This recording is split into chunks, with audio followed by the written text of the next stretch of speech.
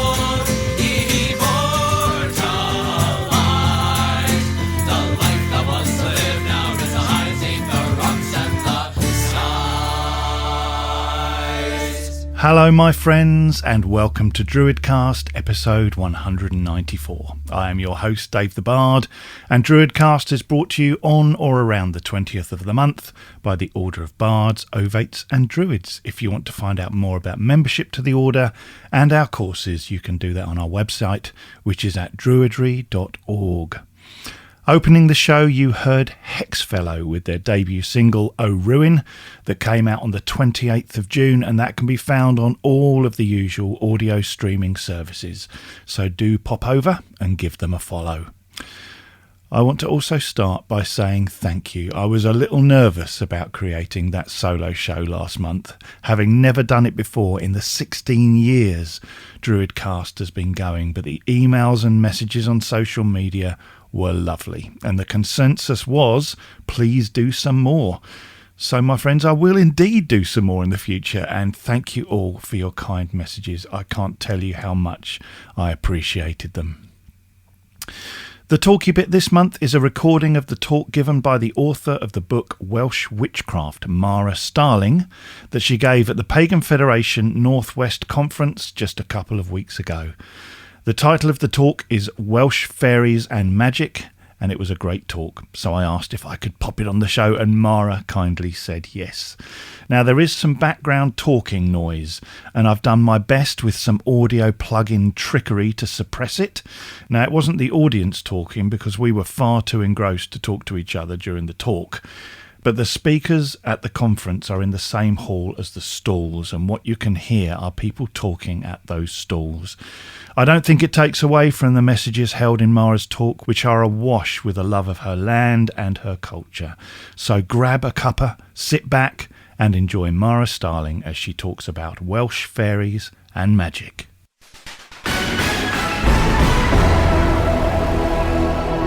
The Talky Bit. So I've always been excited about fairies all of my life. I've always loved fairies, all things fairies. I remember my first day at primary school at Ysgol Gynradd Aberfraw, tiny little school, only 25 students in total. And I remember my first ever day, I sat there, and the headmistress and the teacher that was teaching me, they came, and they looked over me, and I have this vivid memory of their faces looking down at me like giants above me. And they went, "Oh, so be ti'n licio," which is just essentially going, "So what is it that you like?" And I looked at them and I went, "Dwi'n licio fairies, mermaids, or witches."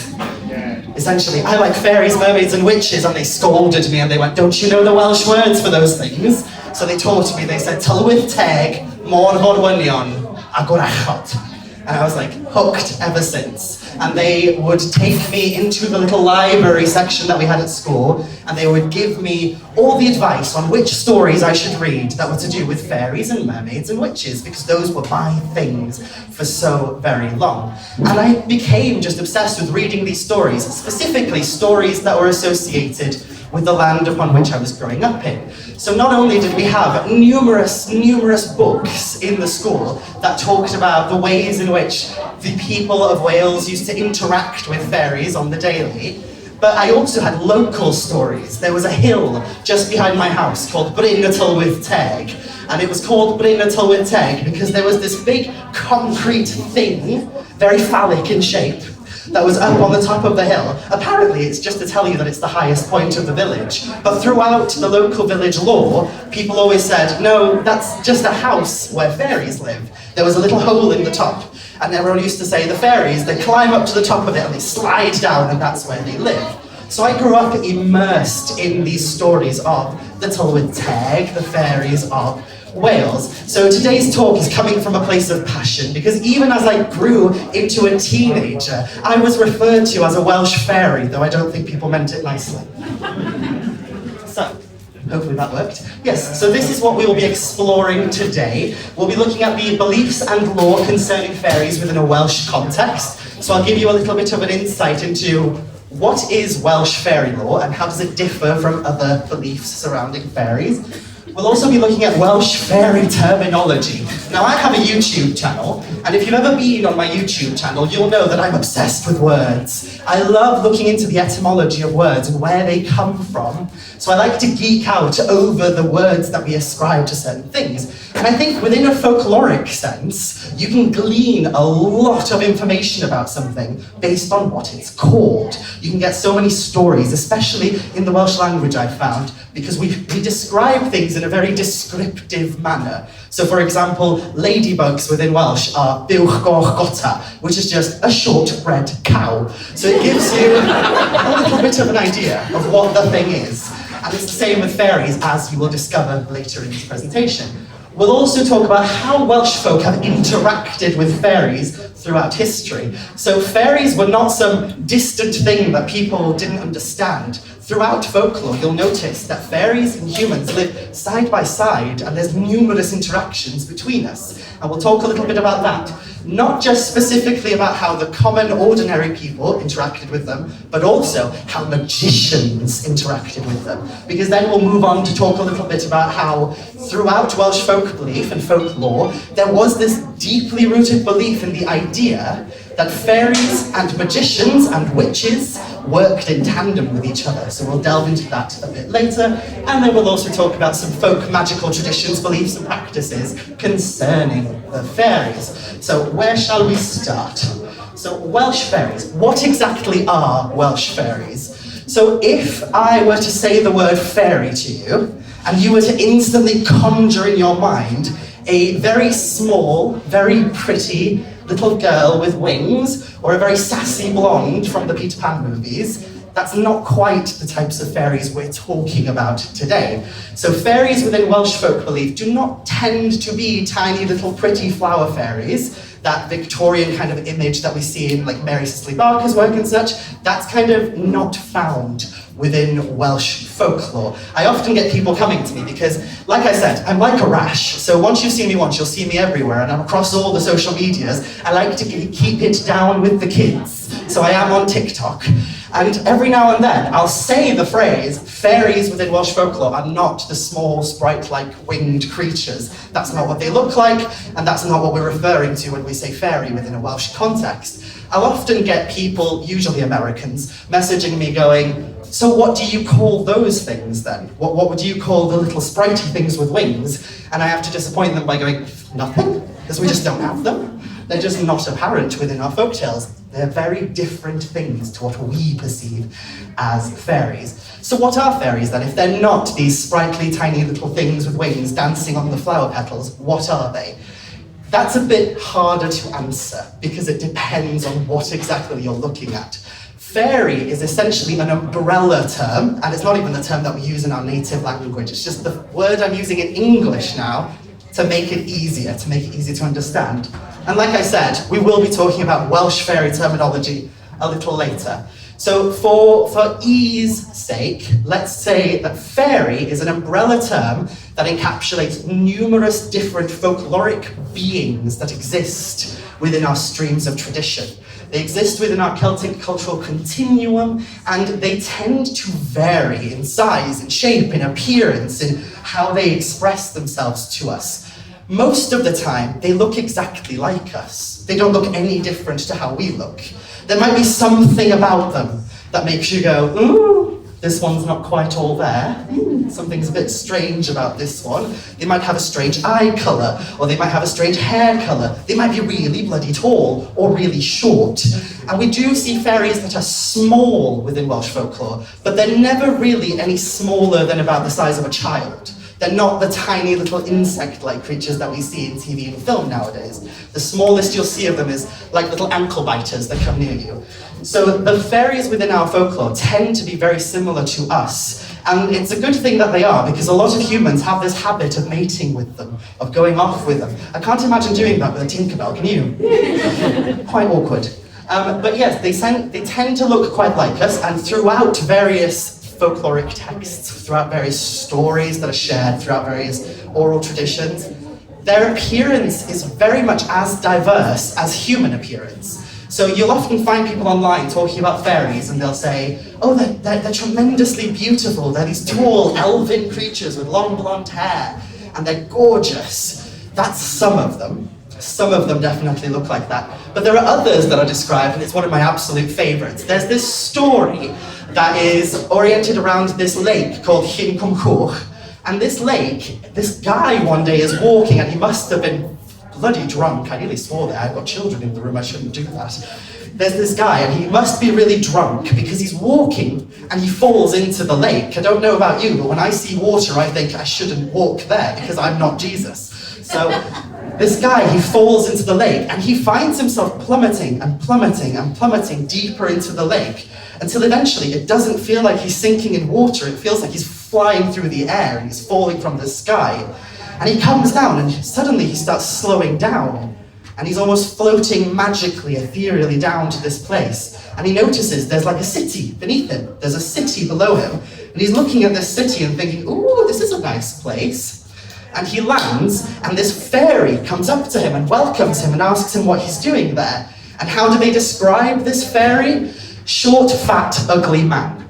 That's how he's described. So very far cry from the tall, ethereal, elven Lord of the Ring types. So as you can guess from that, fairies tend to be really diverse in the way that they express themselves within the folklore.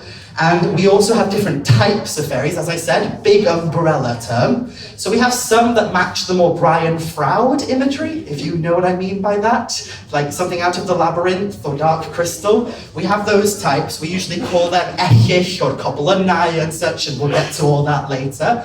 But for the most part, fairies are either human-like or they're very animalistic in their appearance. So they don't tend to look like Tinkerbell, and that's something that needs to stick in your mind when we're going through this talk. But what's important to note is that there is usually something quite odd about them. There's something that makes them very much othered within our minds. The easiest way to describe fairies is that they are liminal entities who are otherworldly in their origin, usually, or they are spirit-adjacent beings who dwell within our landscape. And we'll get deeper into that as we go along. But let me now tell you a little bit about a guy called Elidorus. Elidorus is his Latin name, and I prefer his Welsh name, Elidir. Now, Elidorus was a priest who lived in around the 12th century. And around the 12th century, there was this guy called Gerald, Geracht, we called him in Wales, Geracht Gymro. Gerald, you might know him, Gerald of Wales, Geraldus Cambrensis. And he went around. I don't know if many of you watch a lot of YouTube videos, but you know how you have travel vloggers nowadays? People who go around with cameras and they tell you, like, I'm in Thailand, look at me, I'm having fun in Thailand. Gerald of Wales was basically that, but for the 12th century. So he went around Wales and he documented his journey in a book called An Itinerary Through Wales. And he talked about all these different amazing people that he met, the ways in which he romanticised the Welsh in general. He even talked about some soothsayers or prophets called Awenyddion, which are really fascinating. But specifically, what I want to talk about today is this dude, Elidorus. So he went to this monastery and he met a guy called Elidorus, and the other monks were all telling him, you know, Elidorus, he had a really weird childhood. He grew up with the fairies, and then he came to us. He came to the church later on in his life. But he lived for an entire period of his life in his childhood with the fairies, and Gerald of Wales recorded the entire story. And the story went that one day, Elidorus was being scolded by his mother, and his mother turned around with a shoe in hand, ready to smack him, and he ran out the door. Was like, nope, not having any of that. So he ran out and he went to hide by the river. And he hid there for 2 days. He didn't let anyone find him. You know, the usual, as kids do, going, I'm gonna run away from home because they don't like what's going on at home. He did that to the extreme and stayed at this river's edge for 2 days. And every time he heard someone coming who had been looking for him for all these 2 days, he would hide and make sure they did not find him. Eventually, he started getting hungry and he thought about going home, but just as he did, these two little fellows, these two short little men, as he described them, came up to him and said, you know, we've got all this glorious food, we've got amazing things in our world, why don't you come live with us? And they took him through a door that was at the edge of this river into an otherworld chthonic realm. They went into this underground realm where it's described as constantly looking as though it is twilight 24/7. There's mist that covers the land all the time. And all the people there are short. They're all very small. And it describes their size by saying they have horses that are about the size of greyhounds. So that gives you kind of an estimate for how small these people were. But this place was full of riches. They ate the most amazing food, the most sweet, amazing delicacies. They drank milk that was sweetened and filled with saffron. And they had so many riches in this place. They had balls made of gold that they just gave to their children to play with. Whole balls made of gold that the children were just kicking about like they were normal, ordinary plastic balls that you get from B&M. And these people, they were quite sweet, quite nice. They were all vegetarians, apparently. And they said to him, while you're here, you can't go home. So you can stay with us as long as you want, but once you go home, that's it, you can't. And he stayed there for about a year until eventually his mother was in his heart and he was thinking, oh gosh, I probably should go see her. So he asked the king of this realm permission. He asked, can I please go see my mum just for a little bit? And he said, all right, you can go see your mum, but you can't take anything from this otherworldly realm with you. You have to just go, say hi to her and come straight back. And he did just that. His mother at first was a bit like, oh, I thought you were dead. Not dead, obviously. And his mother must have been a very terrible person because rather than, being happy that her son was back, the first thing she thought was, golden balls?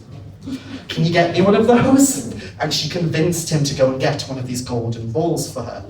And he left the next day from this otherworldly realm to go see his mother again with a golden ball tucked under his shirt. Next thing he knows, he's got a bunch of these little men running after him, chasing him, so he runs, and eventually he falls over, and the ball falls out of his shirt. The little men come, they take the ball, so his mother doesn't get the golden ball in the end, and then he's never allowed to go back to this realm again. He can never find the doorway into this realm again. And this story gives us a glimpse into one of the earliest fairy stories from Wales. It's one of the earliest evidence of some kind of fairy story, even though throughout the entire story, which was transcribed down in Latin, they never once used the word fairy.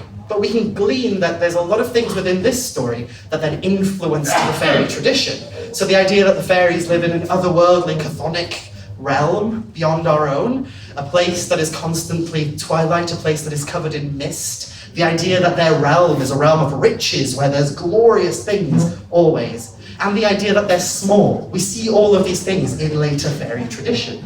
They just made their way from Elidorus down into other folkloric traditions. So now that we've done that, let me geek out a little bit with you about some Welsh terminology, Welsh fairy terminology. Now, can I just ask quickly, are there any people here who speak Welsh? Apart from you, obviously. Go on. That's it. Oh gosh, do we have Welsh people here at least? Yay! Lovely.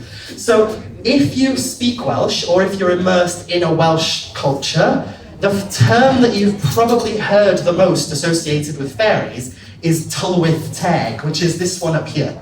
Tylwyth Teg. So I'll say that one more time, and if you can, repeat it after me. So Tylwyth Teg. Tylwyth Teg. Yeah, it's a lovely word, isn't it? It's glorious, I love it. So that's one of the words that we have to describe fairies, and this, if anything, this slide full of words shows you just how immersed into our culture the belief in fairies is. Because we've got so many bloody words for them. We can't just call them one thing, they have to have various other names. Tylwyth Teg is the most prominent term nowadays, but it's not the only one, and it's not the only one that's even used today in the modern Welsh language. Some of these terms on the screen describe a specific type of being. So for example, whilst Tylwyth Teg is more of another umbrella term, it's kind of like the Welsh equivalent to fairy, and so are terms like Bendith y Mamau and Plantrys Dyfn. Other terms on this list, however, are more specific. So for example, the Coblynau. The Coblynau are not an umbrella term, they're a specific type of creature. You might notice the word looks similar to goblin, but don't let that fool you because they're not really goblins.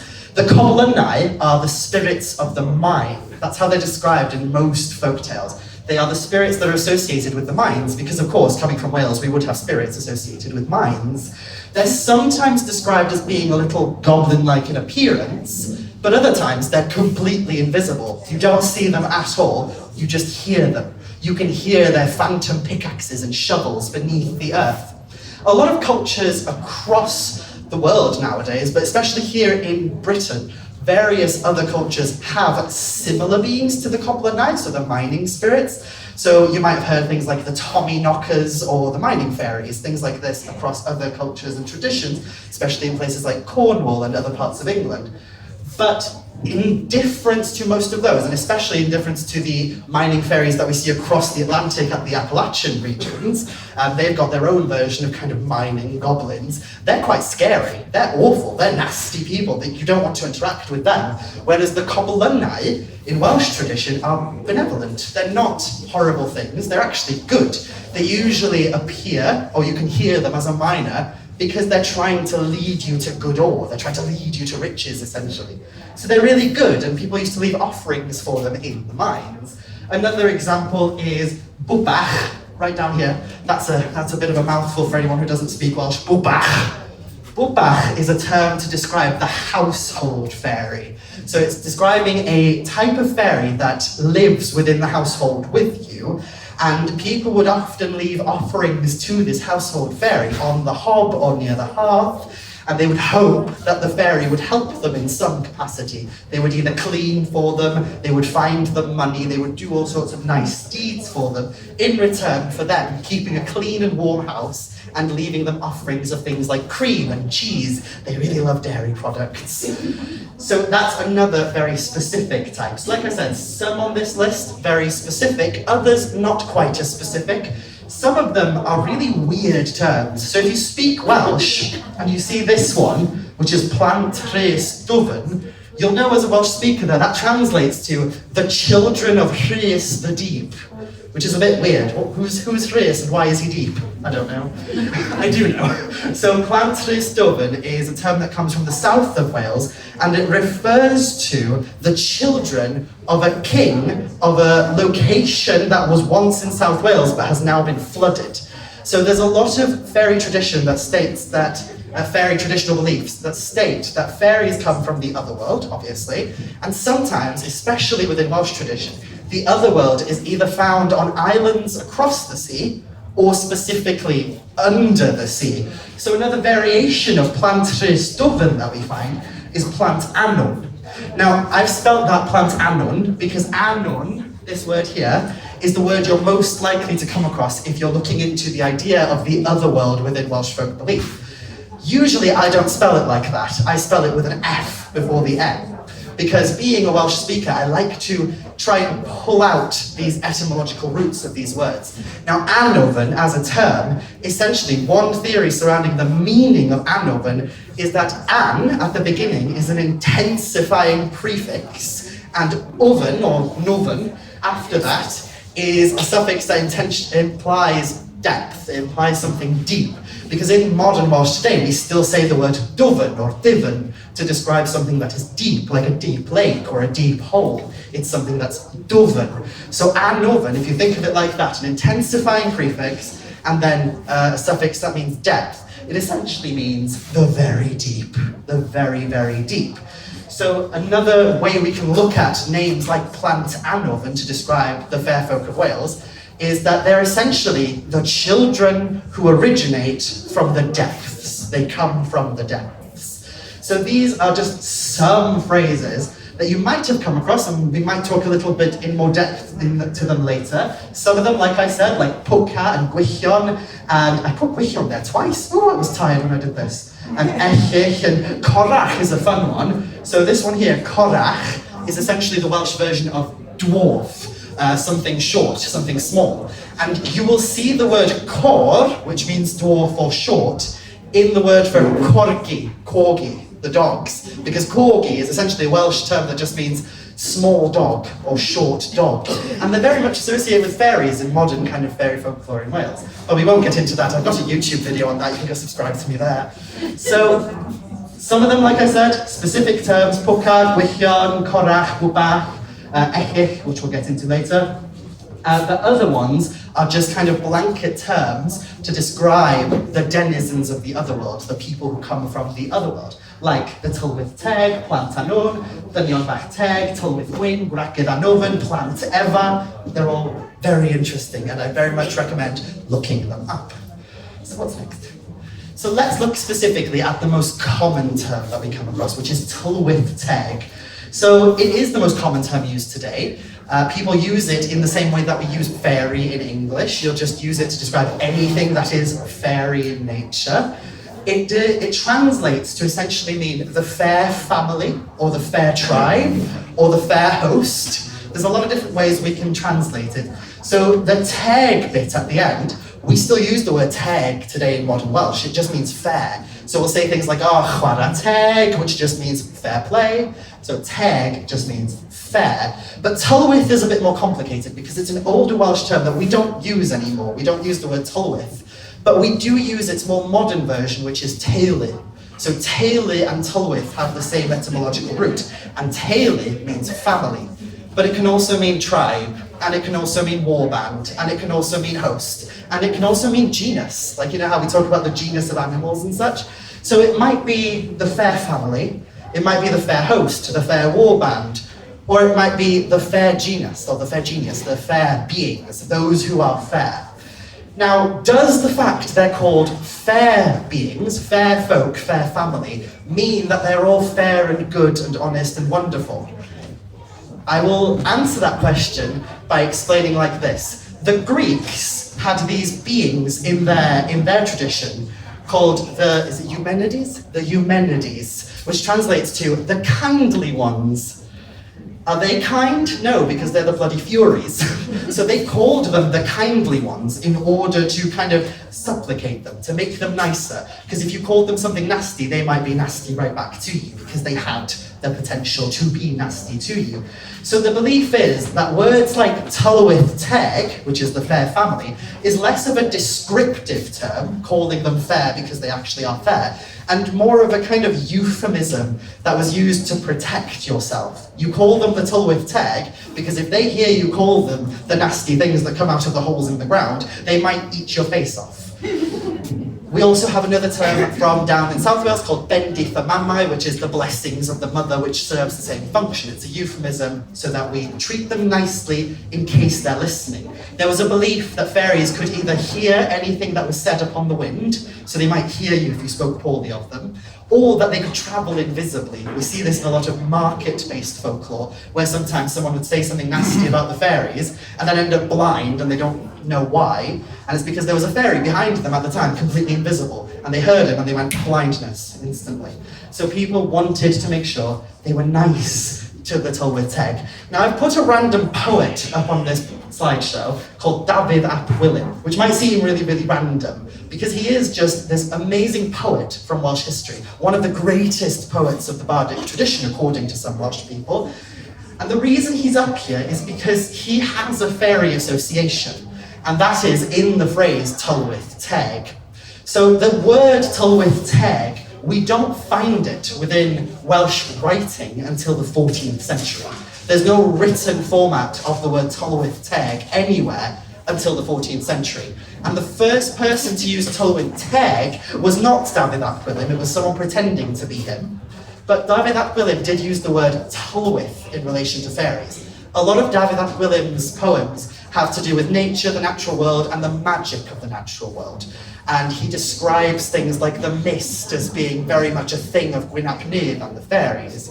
So within Dafydd ap Gwilym's work, you won't find the phrase Tulwith Teg, but you will find the phrase Tulwith Gwyn, or Gwyn a'i Dulwith, you'll find. Gwyn and his Tulwith, which is a reference to a figure we'll talk about in a second called Gwyn ap Nudd. And he's essentially saying, the fairies are the host, the warband, or the family, or the tribe of Gwyn ap Nudd. So it was a poet pretending to be Dafydd ap Gwilym in an apocryphal poem that came later after his time that then used the words Tulwith Teg, and that's where we get the phrase. So just because, actually we'll go into Gwyn first. So who is Gwyn, and why would the Tulwith Teg be associated with him? I'll give you a quick run through because I'm scared that I'm going to run over my time. But Gwyn ap Nudd is essentially this character from Welsh medieval literature. His earliest kind of appearance comes from a text found in Llyfr Du Caerfyrddin, the Black Book of Carmarthen. There's a poem which is a conversation between this guy, Gwyn ap Nudd, and another guy. And in that poem, it is implied that Gwyn ap Nudd is some kind of psychopomp. He's some kind of strange liminal being who wanders the battlefields and talks to people as they're about to die or as they're crossing over into death. So that's the earliest mention we have of Gwyn ap Nudd. He is also in a story called Culhwch ag Olwen, or How Culhwch Won Olwen. It usually is if you buy a nice copy of The Mabinogion by Sioned Davies, a Penguin Classics, you know? It'll be in the back called How Culhwch Won Olwen. Gwyn ap Nudd is mentioned in that story as well. In this one, he's one of King Arthur's men. He's quite a brute. He's a bit brutish and scary, and if I came across him in the street, I'd probably run away screaming, because he is this really larger-than-life character who does these rather insane things. It's said that he can ride on a horse that can gallop over the seas. And he also gets into this weird fight where he ends up tearing someone's heart out and then feeding that heart to that person's child. So he's a bit of a brute in that one, but there's a lot of mystery involved under who he is in that story. Another implication towards Gwyn and his magical qualities we get in Culhwch and Olwen is that it's said that Gwyn has all the powers of all the beings of Annobyn within him. And this kind of thing, I think, latched onto the idea of Gwyn in general, because the idea that he has within him all the powers of all the beings of Annobyn, as I mentioned earlier, the very deep, the other world, this idea that he has the powers of all the beings that come from the other world. Oh, so he must be otherworldly himself and a ruler, right? So within the folkloric tradition, he then transformed into the king of fairy. He became this king of fairy, and he transformed from this like brutish knightly figure who was ripping people's hearts out to this flamboyant kind of man sat on a golden throne trying to entice people to come and join him. So he became this flamboyant fairy-like figure, and then later within the bardic tradition, he became a muse for the bards as well. And the bards would often compare the Welsh landscape to Gwyn ap Nudd. They would call the landscape things like Tidlin Gwyn, the landscape of Gwyn. So he was associated with the natural world. So that's where we get Tylwyth Gwyn from Tylwyth Teg as well. So Tylwyth Gwyn is the older term, but then Tylwyth Teg became a term that became more acceptable and might have been part of common vernacular before the Dafydd ap Gwilym apocryphal poem, but this is the first instance we get of writing of a terminology for fairies, which is Tylwyth Gwyn in the 14th century. But just because, oh my gosh, I forgot this was in here. This is a 14th century invocation to Gwyn ap Nudd. So this is an invocation that was recorded in a Latin manuscript called the Speculum Christiani, which was essentially just Christian propaganda. It was this dude writing about Christianity and saying, "Stop doing paganism, you idiots," essentially. He was saying to people, we are a Christian nation now, you need to stop doing all these older pagan things. And one of the examples he uses of pagan traditions still being carried out in Wales is this, an invocation to the king of fairies. And he refers to them in the Latin as the king of the Eumenides, or as well, the kindly ones. So again, going back to why there's that Greek connection. So it's said in that manuscript, and this was all written in Latin, because though people spoke in Welsh, they usually wrote in Latin this early on in history. So it's said in this manuscript that people would approach the edge of a forest, and at the edge of a forest, they would have a burning torch in one hand and a piece of iron in the other hand, and they would raise those things up, and they would say, "Gwyn ap Nudd, qui es ultra in sylvis pro amore concubine toi permite nos venire domum." Now, whether they said it in Latin or Welsh, I don't know. Like I said, writing was usually in Latin, but talking was usually in Welsh, so there might have been a Welsh version of this, but this is how the writer recorded it, in Latin. And it essentially translates to, "Gwyn ap Nudd, ye who are yonder in the forests beyond, allow us entry into your forest in the name of your beautiful queen." Now, I'm kind of paraphrasing translators because I don't speak Latin, but I do find it funny that concubine, or concubine, is almost always translated to queen. I would think it would be concubine, but for some reason, people always translate it to queen. So it's an invocation that was delivered by normal, ordinary people as they entered into forests, asking him for permission. There's later evidence that it was also used to avert illness, so people used to say it before they went into a house where someone was sick, because they believed that maybe Gwyn ap Nudd and his fairies caused the illness in the house. So they would say this invocation to get rid of the influence of the fairies. But again, this is a really interesting thing. This is a really cool insight into a part of the Welsh fairy faith, or the fairy tradition, that was going on at this time.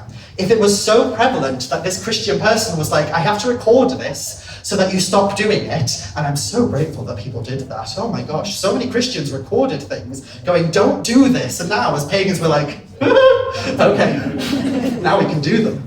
But this is something that I've incorporated into my own practice. I've created my own Welsh version of it, and I do it as I enter into forests before ritual and such. An invocation to the King of Fairies carried out by Christian people in a predominantly Christian country.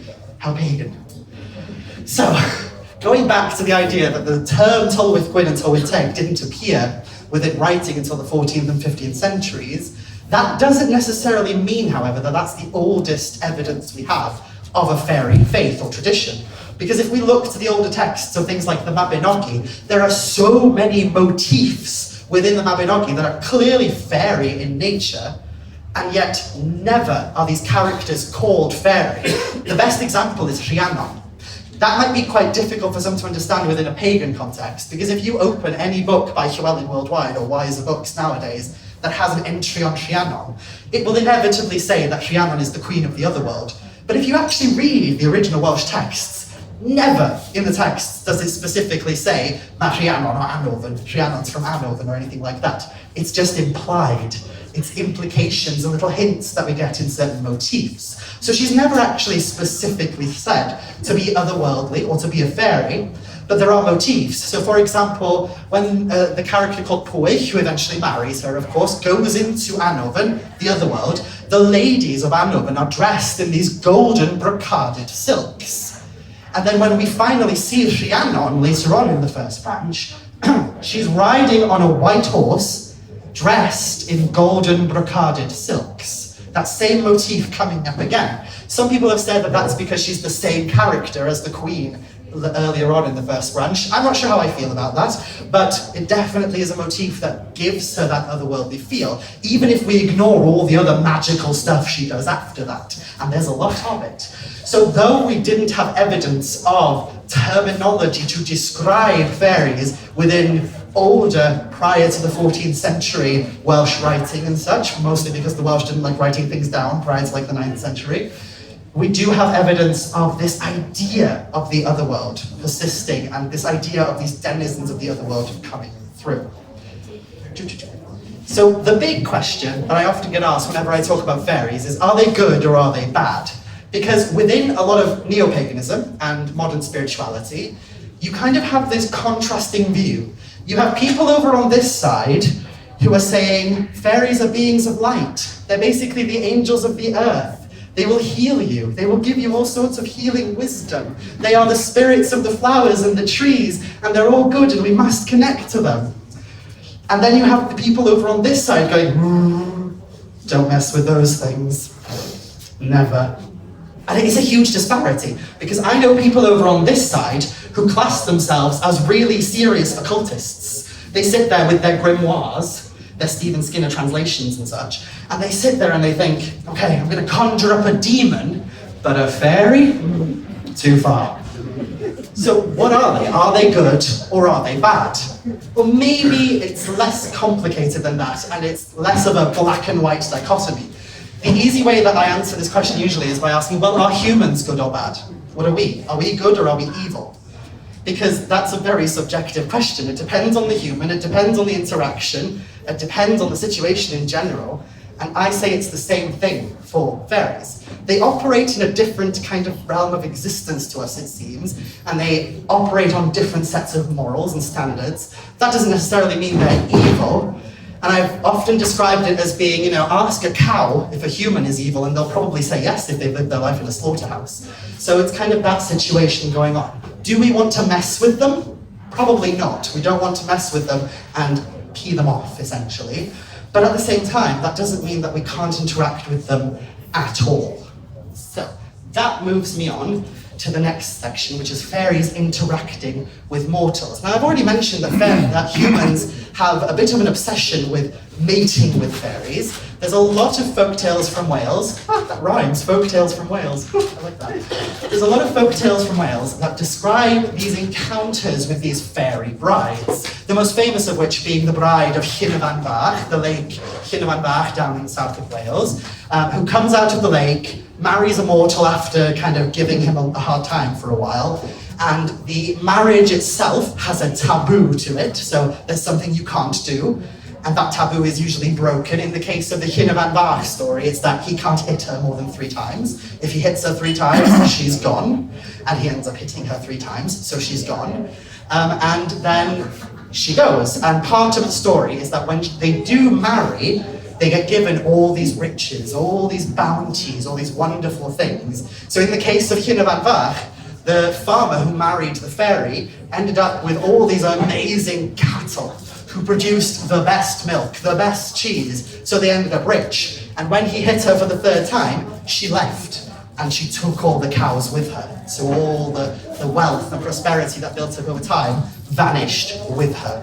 That's not the end of the story though, because she does, according to local Mudvai legend, then go and teach her children the secrets of the plant world, and they become the legendary physicians of Mudvai, some of the most valued physicians throughout all of Welsh legend and lore. So that's one way that humans interact with each other, humans and fairies interact with each other, is via these interspecies? Are they a different species? I don't know. Inter-being interactions and marriages.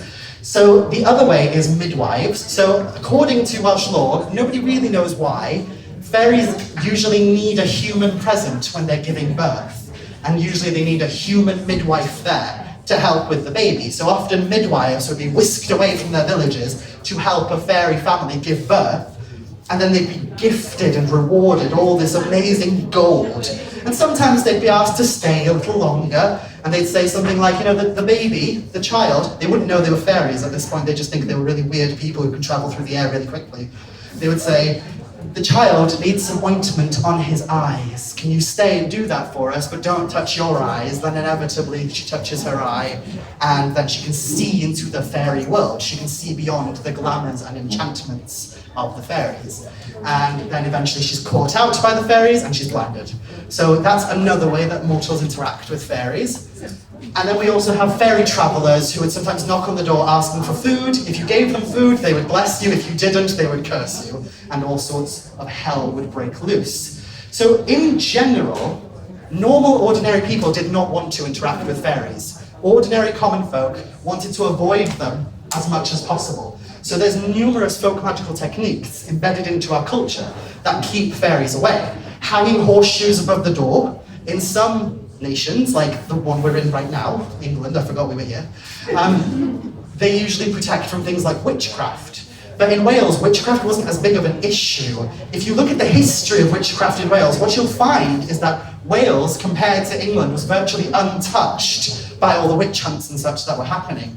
And so when they were worried about supernatural forces, they were less worried about witches influencing or harming them, and more worried about fairies. So for example, if all the cattle in the field suddenly dropped dead, if you were in Surrey, you might turn around and say, oh, it's Wendy the witch down the road. But if you were in Glamorgan, you might turn around and say, no, it's the fairies. So they would hang things like horseshoes or pieces of rowan, whether it's the rowan wood or the rowan berries, above doorways and in thresholds of houses and such, in order to keep the fair folk away. They would also plant rowan trees in the garden. There's a lovely book that was published in 1938 by a Welsh guy who was called Evan Isaac, I think. And it's called Coelion Cymru, The Beliefs of Wales. It's a lovely book, never been translated into English, unfortunately. But it talks about how a lot of these older Welsh houses still have the rowan tree arches by the gateway to keep nasty things like fairies away. And then we also have gorse. So gorse is very specifically close to my heart as a ward away from the fairies, because it's a specifically Anglesey thing, according to various texts. So people in Anglesey used to barricade their windows and such with pieces of gorse, because it was believed that the fairies could not penetrate a house where gorse was present because they hated the stuff. And to be fair, as someone who grew up in Anglesey where this stuff grows in abundance, I hate it too. Prickly little thing. But on the other hand, whereas normal, common, ordinary folk avoided fairies as best as possible, that wasn't the case for magicians and magical practitioners in general. As magical practitioners, I'm assuming a lot of you are magical practitioners, or pagans, or, as Christopher Hughes says, full paid-up members of the lunatic fringe. And we tend to delve into things that are a bit weird, don't we? So the things that ordinary people go, ooh, don't touch that. Don't touch that witchcraft nonsense, it's going to cause all sorts of harms to your life. We tend to go, yeet, I'm going in. This is a thing I love. So the same with fairies. Magicians and magical practitioners in general, they enjoyed the idea of communing and working with fairies. The basis for it, though, was that you needed to have a very deeply rooted knowledge of what the fairies were and how they operated. The kind of, what's the word? I can't think of the English word. The benefit to working with fairies as a magician was that fairies were not limited by constraints like time and physicality. So though they are physical beings for the most part, they are also said to be able to get away from physicality sometimes. And they are also not influenced by time in the same way that we are. They don't experience time in the same way. It's said that the easiest way to know that you're in a kind of fairy enchantment is that time moves differently around you. You notice that time is either extended or it's shortened. Time has either gone by in a flash or it feels like this is going on forever. So fairies and magicians are a big link in Wales, and we see it more commonly, the association of magicians or witches with fairies, than we do with things like demons and the devil, as we see across the border. So where witches or magicians might have made pacts with devils and demons in other places, in Wales, it was more a case of, nope, they've made a deal with the fair folk in some capacity. Examples would be Harry Lloyd. Now, Harry Lloyd was a magician who claimed he could acquire riches from the fairies. So you'd go to him and you'd say, I'm so dirt poor, have a shilling, go give that to the fairies and tell them to make me rich, and he'd do that. It was a bit of a con, but still part of our history. Anne Jones was another one. She would collect dew that gathered on the grass in the month of May, and she said that she went and visited the fairies on Tuesdays and Thursdays, and they would bless the water, and this water would then act as a healing water. And then my favourite one is in the National Library of Wales, back in the 80s, there was this manuscript, this book, this grimoire essentially, that belonged to a magician that lived in Denbighshire. And it became known as Llyfr Cyfrin Dyn Hysbys o Sir Dinbych, which translates to the mystical or secret book of the cunning man from Denbighshire. And in this book, he recounted a method of conjuring and communicating with, as he calls them, yr ysbrydion a elwir y Tylwyth Teg, the spirits we call the Tylwyth Teg. So it's a conjuring technique which doesn't conjure spirits of the dead, but instead fairies. And he describes how you give them offerings of whole roasted chicken, and honestly that would work on me too. If you offered me a whole chicken, I'd do anything for you. But this book went missing, so obviously the fairies didn't want us to know anything, because there's a lovely academic called Kate Bosse-Griffiths, who was a German lady who moved over to Wales, learned the Welsh language, and became a Welsh academic. She went through this entire manuscript and wrote an entire book called Byd Dyn Hysbys, which is another book never been translated into English, all about this book, this manuscript, which delved into a Welsh method of communing with fairies in a ceremonial magical context. And she transcribed it, she took it home, she made notes with it, and then in about the 90s and the early 2000s, people thought, oh, I want to look at that, I want to look at this manuscript, and it's gone. It's just not there anymore. It's vanished from Aberystwyth. Just vanished entirely. So if you're ever in like a second-hand bookshop and you see a really weird manuscript with weird scribbles in Welsh, let me know. So, I don't have much time to go over anything else that I talked about today, so I'll just leave you with this conclusion. So fairies are enchanting beings that are very much liminal in nature. Can they do bad? Yes, they can blind you, they can eat you, they can do all sorts of terrible things to you if you offend them. If you don't give them food and drink when they knock on your door disguised as travellers, they will curse you tremendously. And even then, if you give them food and drink, sometimes they'll say, well, this food wasn't good enough, so screw you, I'm going to curse you anyway. So yes, they can cause bad to us, and most ordinary common people avoided them, in the same way that most common ordinary people today avoid witchcraft. But there were some people, the magicians, the magical specialists, who studied them, who tried to understand them, who connected to them on a deep level. Now, whether or not these people saw them as spirits is up for debate. Now, that's a question I will leave for you today. Are fairies spirits? Because we have that one evidence of that manuscript that comes from around 16th or 17th century Wales, which described the fairies as, the fairies as yr ysbrydion a elwir y Tylwyth Teg, which translates to the spirits that we call the Tylwyth Teg. And they're obviously not limited by corporeality or physicality. And yet, there are other Welsh writers like Hugh Evans, for example, off the top of my head, who wrote a book titled A Tylwyth Teg. It's this gorgeous book which has all these beautiful illustrations in it. And he wrote in that book that he despises the idea that people keep calling the Tylwyth Teg spirits, that he grew up immersed in Welsh folk tradition, and the Tylwyth Teg are not spirits. They are as real as you and me. They can touch you, they can feel you. They are not spirits. And then there are others who say there's something in between, not quite spirit, not quite not spirit either. So are Tylwyth Teg, are fairy spirits? I'll leave you to that, to ponder.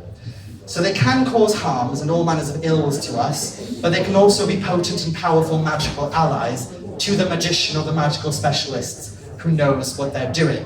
And interwoven into Welsh tradition and various other British traditions, we have this idea that magical practitioners have connected to fairies for absolute centuries. So this very modern idea of either they are all good, amazing light beings who heal you with the virtuous rays of Reiki or whatever, and also the idea that they're completely evil and we should stay away from them are two extremes. And I like to think that we should be somewhere more in the middle as magical practitioners. We should be cautious of them while also forging relationships with them. And with that, thank you so much for listening. I hope you enjoyed this talk. If you'd like to learn more, I do have a book called Welsh Witchcraft, A Guide to the Spirits, Lore and Magic of Wales, published by Llewellyn Worldwide over in America. There's an entire chapter in this one on fairies, but I do have another book coming out next year, all about specifically Welsh fairy beliefs and traditions. So keep an eye out for that as well. And like I said, I'm like a rash. Now that you've rubbed against me, you are infected. So come find me on the TikTok and the YouTube and the Facebook and the Instagram and all those things. And if you have any more questions, do feel free to let me know. Thank you so much.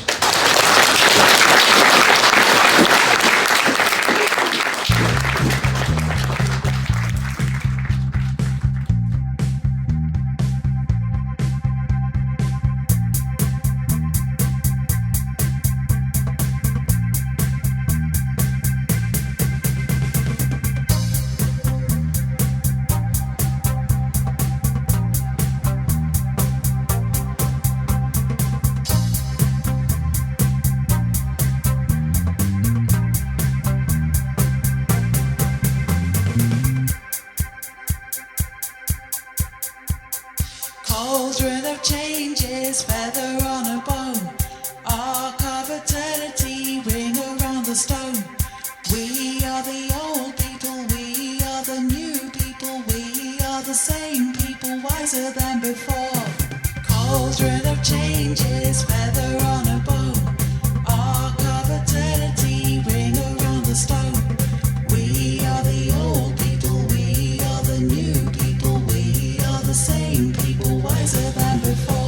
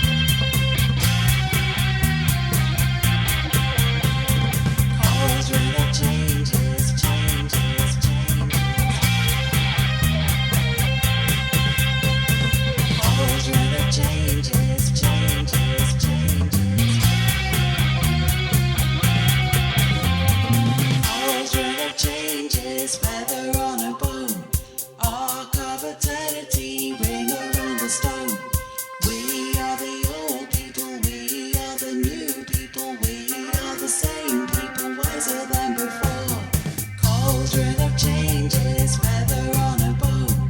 Arc of eternity, ring around the stone. We are the old people, we are the new people, we are the same people, wiser than before. Cauldron of changes, feather on a bow.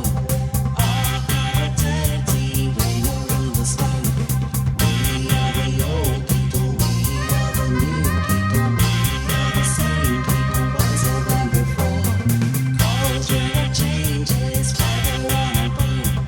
Arc of eternity, ring around the stone. We are the old people, we are the new people, we are the same people, wiser than before.